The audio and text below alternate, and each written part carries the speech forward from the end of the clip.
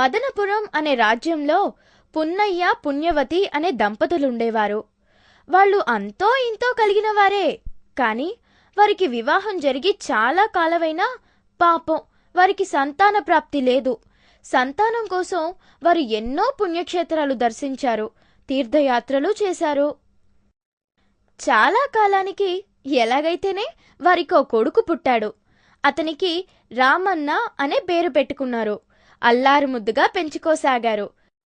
కాని దురదృష్టవశాత్తు ఆ కొడుక్కి చదువు అబ్బలేదు సరికదా, తెలివితేటలు కూడా చాలా తక్కువే.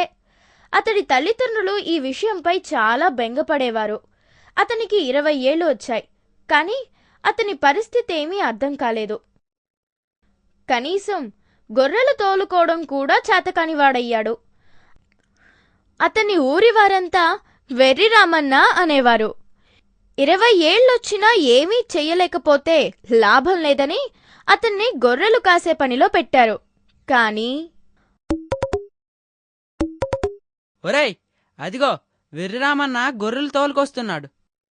అతనికి మాయ మాటలు చెప్పి గొర్రెల్ని ఎత్తుకుపోదాం. అవునవును అవునవును పద. ఏం రామన్న, బాగున్నావా? ఓ బాగున్నా. కాని నా పేరు మీకెలా తెలుసు? నీ పేరు తెలియని వారు ఎవరు రామన్నా ఈ ఊరిలో? అవునవును, నా గురించి తెలియని వారెవరు? మరంత తెలివైన వాడివి నీ గొర్రెలను అసలు పట్టించుకోవేంటి? నా గొర్రెలా? వాటికేమైంది? అదిగో అవి ఆకాశంలో పక్షుల్లా ఎగిరిపోతున్నాయి.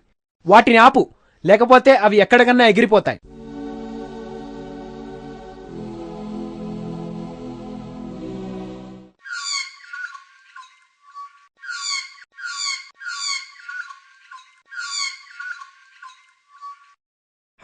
నిజమే. కాని నా గొర్రెలకి రెక్కలెలా వచ్చాయి? అబ్బా, అదెవరికి తెలుసు? నువ్వు ఇలా ఆలోచించుకుంటూ కూర్చుంటే అవి నీకు దొరకవు. నిజం చెప్పావు. ఆగండే గొర్రెల్లారా, రెక్కలొచ్చాయి కదా అని ఎగిరిపోతారా?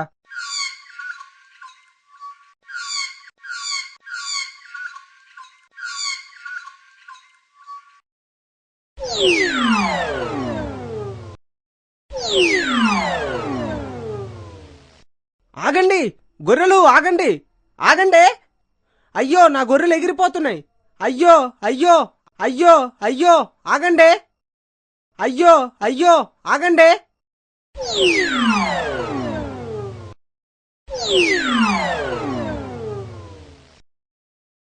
ఏవి నా గొర్రెలు? అయ్యో, కనబడటం లేదే.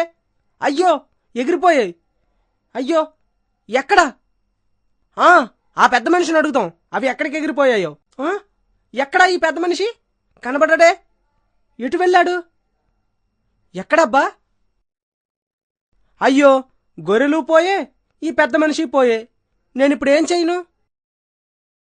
ఎరా రామన్నా, గొర్రెలేవి? మన గొర్రెలకి రెక్కలొచ్చి ఎగిరిపోయాయి నాన్న. గొర్రెలకు రెక్కలు రావటమేమిట్రా? ఏం మాట్లాడుతున్నావు నువ్వు? నిజమే మాట్లాడుతున్నాను నాన్న.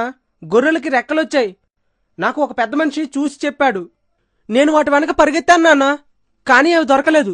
అమ్మో, నువ్వు ఎంత తెలివి తక్కువగా ఎలా పుట్టావురా? వాడెవరో నిన్ను మోసగించి మన గొర్రెలు ఎత్తుకుపోయాడు. ఛీ మూర్ఖుడా, నీ ముఖం నాకు చూపించుకో, పో అవతలికి. కనీసం గొర్రెల్నే కాపలా కాయలేని వాడివి ఇంకా నువ్వేం బ్రతుకుతావురా? ఛీ, నీ చావు నువ్వు చావు. ఇంకోసారి నీ ముఖం నాకు చూపించకు, పో.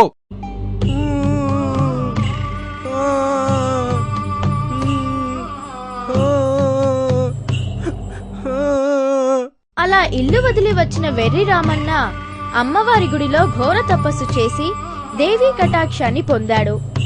అమ్మవారి ప్రసాదంగా అపార తెలివితేటలు ప్రాప్తించాయి.